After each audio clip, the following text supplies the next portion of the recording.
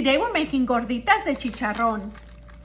First, we're going to break down the chicharron into about 1-inch pieces. We're going to need approximately 4 cups of chicharron. Over medium heat, roast 3 Roma tomatoes for about a minute on each side or until they're nice and blistered on all sides. Once they look like this, add in 4 Chile Guajillo seeded and divined, 3 garlic cloves, and a few Chiles de Arbol to add a little bit of spice. Okay, maybe a lot of spice. Move the peppers around frequently to keep them from getting burned. Once they're lightly toasted, transfer everything to the blender, including 1 cup of water to help blend the ingredients. Blend on high for a good minute or until everything is well broken down and you have a nice smooth sauce. Over medium heat, heat up a small amount of vegetable oil. Roughly chop half a white onion. Add it to the oil and saute for about 1 minute or until the onion is nice and fragrant. Strain in the sauce from the blender and season with 1 teaspoon of oregano, half a teaspoon of cumin, and salt to your liking. Mix in your seasonings and simmer for about 8 to 10 minutes over low-medium heat. Add in the chicharron or the pork rinds and press down with your spoon until all the chicharron is completely submerged in the sauce.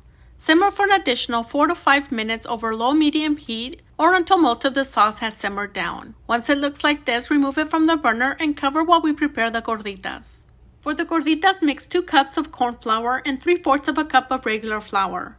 1 teaspoon of salt, add 1.5 cups of warm water a little bit at a time. Start out with 1 cup, then continue adding more water as needed. The amount of water you use can differ depending on the brand of masa or flour that you're using. Just continue adding a little bit at a time until everything comes together. Your masa should be nice and smooth and no longer sticking to your hands or the side of the bowl. Once it looks like this, it's ready. Since we're not making tortillas, we can begin to use it right away. Take a good amount of masa in your hands and roll it into a nice smooth round. You can prepare these in the tortilla press, but I like to do them by hand. Place it between the palm of your fingers and lightly toss it back and forth.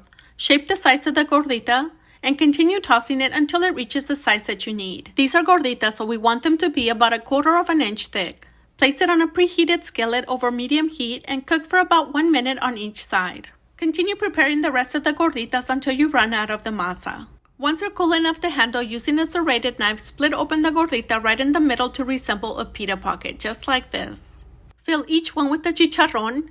This is a great way to use any leftovers because you can fill these up with just about anything.